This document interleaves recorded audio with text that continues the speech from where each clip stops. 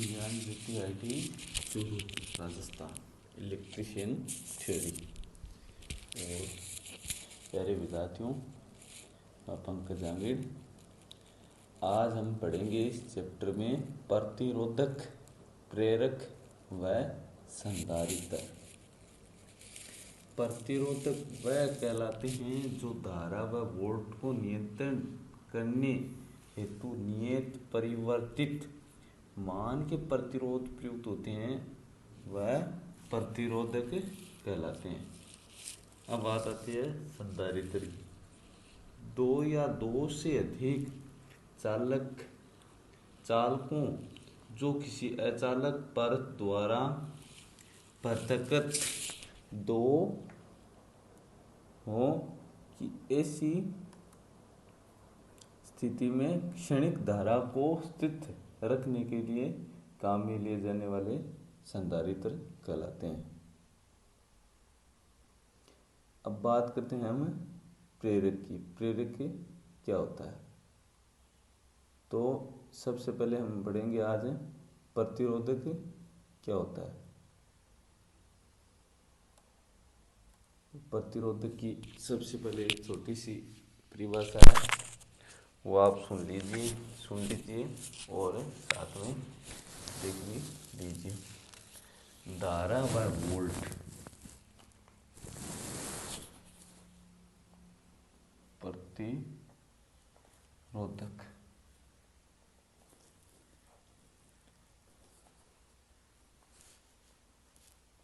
धारा व वोल्ट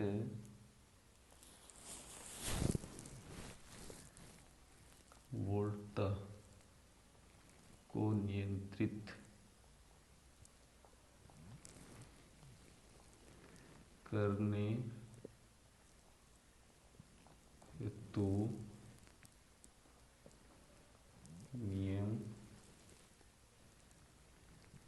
व परिवर्तित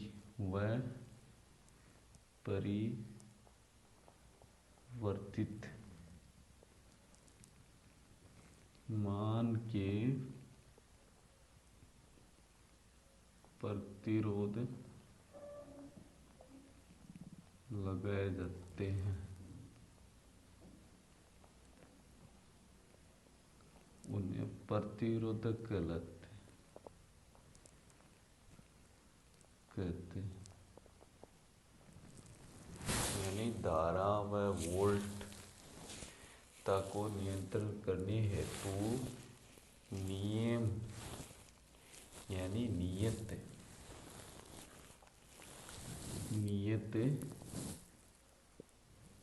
व परिवर्ती मान के प्रतिरोध लगाए जाते हैं, उन्हें प्रतिरोधक कहते हैं। यानी प्रतिरोधक वह होते हैं जो धारा एवं वोल्टता के मार्ग में नियत तथा परिवर्ती यानी बदला जा सकता हो तथा उन्हें नहीं बदला जा सकता हो। दो प्रतिरोधक लगाए जाते हैं ऐसे। एक तो प्रतिरोध आपके अनुसार, जैसे रेगुलेटर भी एक प्रतिरोधक का मान है धारा और वोल्टता में, उसे आपके अनुसार सेट कर सकते हो। और एक वो प्रतिरोध जो आगे से ही सेट किया हुआ होता है और वो धारा एवं वोल्टता के मार्ग में प्रतिरोध का काम करते हैं। जैसे डायोड, इलेक्ट्रॉनिक्स में जैसे काम आने वाले प्रतिरोध, रेजिस्टेंस, वो एक निश्चित मान के प्रतिरोध होते हैं जो धारा तथा वोल्टता के मार्ग में लगाए जाते हैं, तो उन्हें प्रतिरोधक कहते हैं। प्रतिरोधक यानी प्रतिरोधक नाम से पता चल रहा है कि प्रतिरोधक यानी धारा एवं वोल्टता के मार्ग में बाधा उत्पन्न करने वाले कारकों को प्रतिरोधक कहते हैं। नियत तथा परिवर्ती, यानी एक तो नियत यानी जो बदला नहीं जा सकता वो प्रतिरोधक, एक परिवर्ती यानी उसे बदला जा सकता वो प्रतिरोध। इसमें एक छोटा सा आपको मैं बताऊं पॉइंट, 2-3 पॉइंट है इसमें, कि इनमें फेज कोण शून्य पावर फैक्टर इकाई व संग्रहित ऊर्जा का मान शून्य होता है। यानी इनमें फेज कोण शून्य पावर और आपका पावर फैक्टर इकाई एवं संग्रहित ऊर्जा का मान शून्य होता है। कि इनमें फेज कोण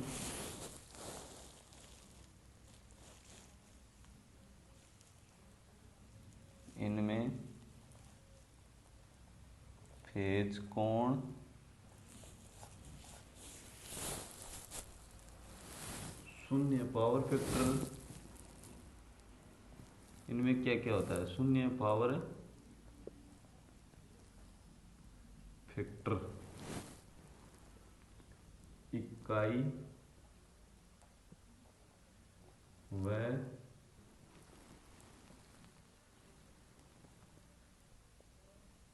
ऊर्जा का मान शून्य रहता है। ऊर्जा का मान शून्य रहता है। यानी कि इनमें फेज कोण शून्य, पावर फैक्टर इकाई व ऊर्जा का मान शून्य रहता है। ऊर्जा का मान शून्य, पावर फैक्टर इकाई, इनमें फेज कोण का मान शून्य रहता है। इन्हें ये तीन चीजें होती हैं प्रतिरोधक में कि फेज कोण शून्य, पावर फैक्टर इकाई, ऊर्जा का मान शून्य। तीन चीज होते हैं जो प्रतिरोध में लागू होते हैं। ये आपको ध्यान में रखना जरूरी है।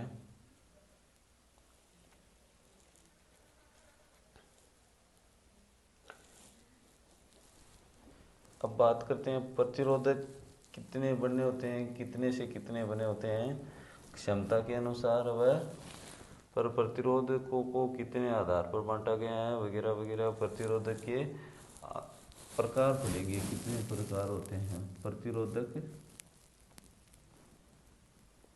के प्रकार।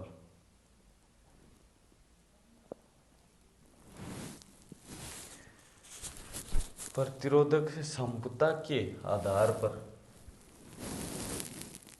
प्रतिरोधक क्षमता के आधार पर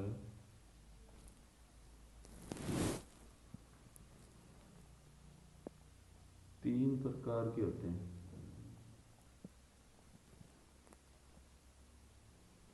तीन प्रकार के होते हैं,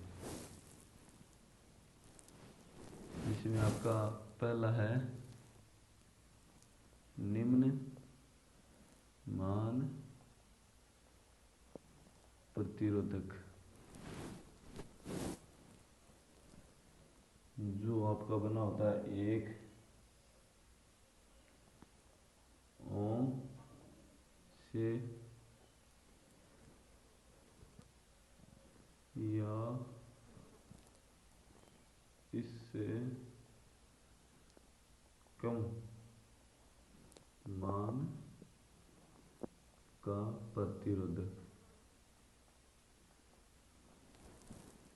जिसमें आपका 2 नंबर का आता है मध्यम मान प्रतिरोधक। मध्यम मान प्रतिरोधक जो आपका आता है 1 ओम से 100 किलो ओम। अब 3 नंबर का आता है इसमें उच्च मान प्रतिरोधक, उच्च मान प्रतिरोधक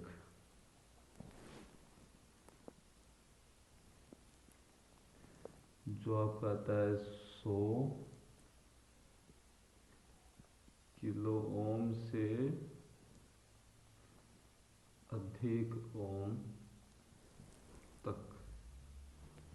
तो ये आपके 3 प्रकार के प्रतिरोधक क्षमता के आधार पर कितने प्रकार के होते हैं वो आपको मैंने बता दिया कि भाई एक तो होता है निम्न मान प्रतिरोधक जो आपका 1 ओम से अधिक या इससे कम, सॉरी भाई, निम्न मान प्रतिरोधक 1 ओम से, यानी 1 ओम का या इससे कम मान का प्रतिरोधक। 2 नंबर का आता है आपका मध्यम मान का प्रतिरोधक। तो इसमें मध्यम मान में आता है आपका 1 ओम से 100 किलो ओम तक के प्रतिरोधक मध्यम मान के प्रतिरोधक कहलाते हैं। अब आप बात करते हैं उच्च मान के प्रतिरोधक की। तो उच्च मान में आपको मैंने बता दिया कि 100 किलो ओम से अधिक मान के प्रतिरोधक आते हैं। अब बात करते हैं हमें दूसरे पॉइंट की, प्रतिरोधक में दूसरे पॉइंट की। प्रतिरोध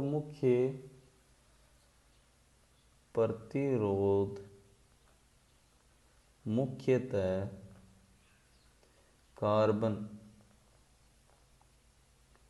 व वाउंड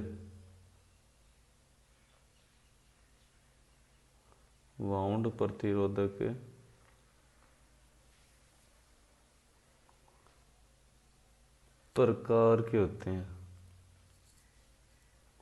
प्रकार के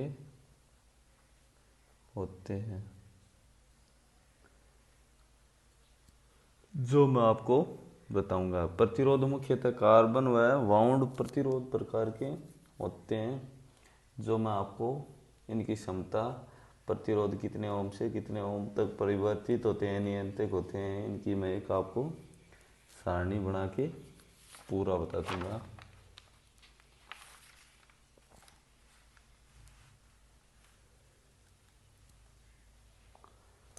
अब हम अलग अलग बनाते हैं कि पहले तो मैं आपको 2 प्रतिरोध बताया हूं कि कार्बन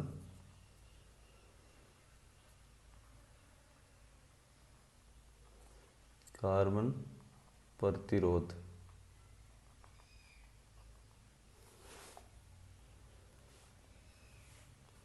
वायर वाउंड प्रतिरोध।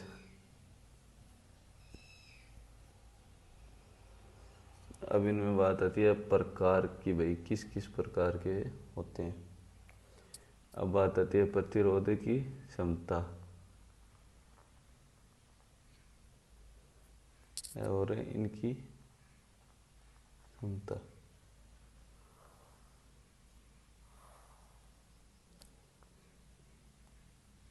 तो प्रकार में एक तो आपका आता है कार्बन में नियतांक,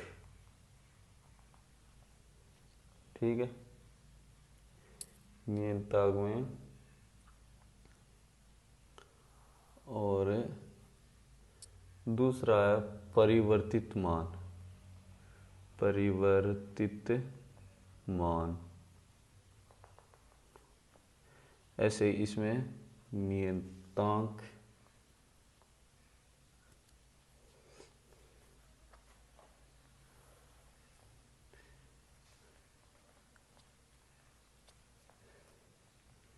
परिवर्तित मान, तो इनके तो ये 2 प्रकार हो गए कि बदलने वाला प्रतिरोध तथा स्थायी रहने वाला प्रतिरोध, ठीक है। अब बात करते हैं प्रतिरोध। तो कार्बन प्रतिरोध है जिसमें आपका नियत मान का प्रतिरोध कितने ओम से कितने ओम तक आता है। तो इसमें आता है 1 ओम से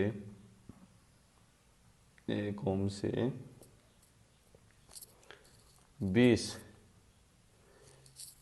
मेगा ओम, ठीक है। परिवर्तित यानी बदलने वाला मान में आपका आता है 10 से 5 मेगा ओम। तो इसमें बड़ा कौन सा हो गया, नियतांक, यानी जो नहीं बदलने वाला प्रतिरोध है वो कार्बन प्रतिरोध में बड़ा आता है। क्यों, कि 1 ओम से 20 मेगा ओम हो गया, और ये आपका होता है 10 से 5 मेगा ओम, यानी ये परिवर्तित मान वाला प्रतिरोध है वो नियतांक से छोटा है। ठीक, अब बात करते हैं परिवर्तित मान कार्बन के हो गए परिवर्तित तथा नियतांक। अब वायर माउंट प्रतिरोध की बात करते हैं। तो इसमें नियतांक में होता है 0.1 से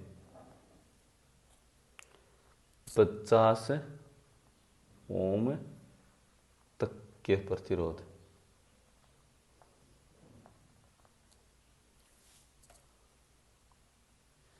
अब इसमें बात आती है आपकी परिवर्तित मान की। वायर वाउंड प्रतिरोध में परिवर्तित मान कितने मान के होते हैं? तो इसमें आती है आपकी 5 से 5 ओम तक, यानी ये 5 ओम के बनाए जाते हैं। ठीक, अब इनकी बात करते हैं क्षमता की। वाटेज में ये कितने से कितने वाटेज तक होते हैं? तो ये भाई सबसे पहले बात करते हैं कार्बन प्रतिरोध नियंत्रक की। तो नियंत्रक की क्षमता होती है जो है 0.5 से 0.125 से 2 वाट तक। अब बात करते हैं कार्बन प्रतिरोध की परिवर्तित मान प्रतिरोध की, जो है आपका 0.05 से 0.25 वाट तक। अब बात करते हैं अगले प्रतिरोध की, जो है हमारा वायर वाउंड प्रतिरोध। तो इसमें हम बात करें तो आपका पहला जो प्रतिरोध है नियतांक, वो बना होता है 1 से 50 वाट तक। 1 से 50 वाट तक। मैंने आपको वाट का प्रतीक बताया है W, क्योंकि वाट कई बार क्या होता है वाट नहीं लिखा होता, W लिखा होता है। तो आपको प्रतीक याद रखना चाहिए, मात्रक याद रखना चाहिए, जिससे कि आपको पता चल जाए। तो इसीलिए मैं आपको हर वीडियो में बताता हूँ कि भाई प्रतीक, मात्रक, सिंबल ये याद रखना हमारे इलेक्ट्रीशियन कार्य में जरूरी होता है। तो इन्हें आप खास तौर पर याद रखें, क्योंकि कई तौर पर कहीं जगह पर यही लिखे होते हैं। तो अगले परिवर्तित मान के प्रतिरोध की बात करते हैं। तो ये बना होता है 1 से 50 वाट तक। तो ये दोनों के मान सेम है। अब आगे बात करते हैं एक छोटा सा इलेक्ट्रॉनिक्स का एक प्रतिरोध है, उसका नाम हम बताएंगे। 2-3 प्रतिरोध हैं, जैसे आपके VTR, LDR, thermistor, NTC, PTC। NTC क्या होता है, नेगेटिव टेम्परेचर वगैरह वगैरह मैं आपको बताऊंगा।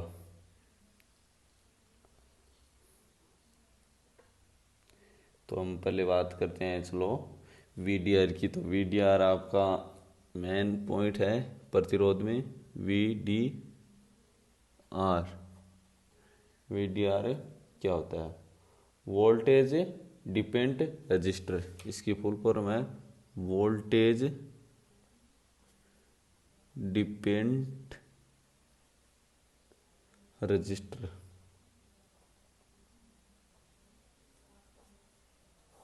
यानी वोल्टेज पे डिपेंड रहने वाला रजिस्टर VDR की फुल फॉर्म है वोल्टेज डिपेंड रजिस्टर।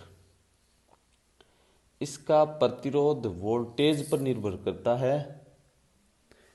देखो इसकी परिभाषा यही है कि ये आपको वीडीआर समझ में आए तो आपको सीधा समझना है कि ये वोल्टेज पे डिपेंड करता है। ये केवल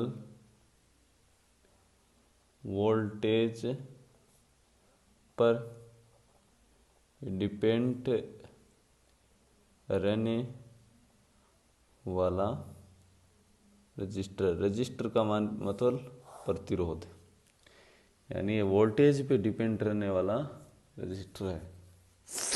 अब बात करते हैं एलडीआर की। एलडीआर की light depend register. Light depend register,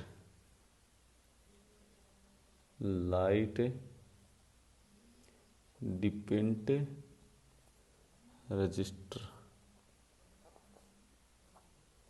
यानी ये रजिस्टर जो आपका है वो लाइट पर यानी प्रकाश पर डिपेंड रहने वाला है। लाइट पर अथवा प्रकाश पर डिपेंड रहने वाला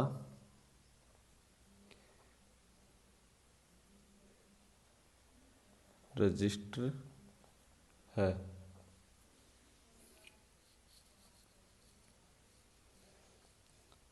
अब बात करते हैं थर्मिस्टर। तो थर्मिस्टर कहाँ लगा होता है? एक तो जो आपकी मिक्सी वॉशर है, मिक्सी ग्राइंडर है, उसमें जो स्विच आते हैं ना, 1 पे चलाना, 2 पे चलाना, 3 पे चलाना, उनमें थर्मिस्टर प्रतिरोध का काम में लिया जाता है।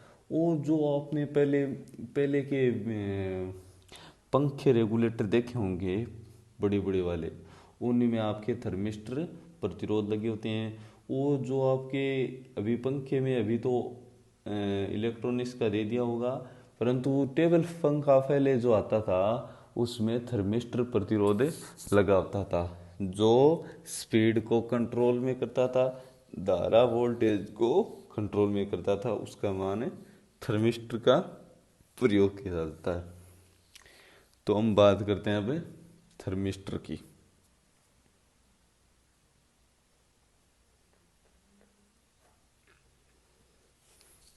थर्मिस्टर की बात करते हैं तो इसका प्रतिरोध व तापमान पर निर्भर करता है।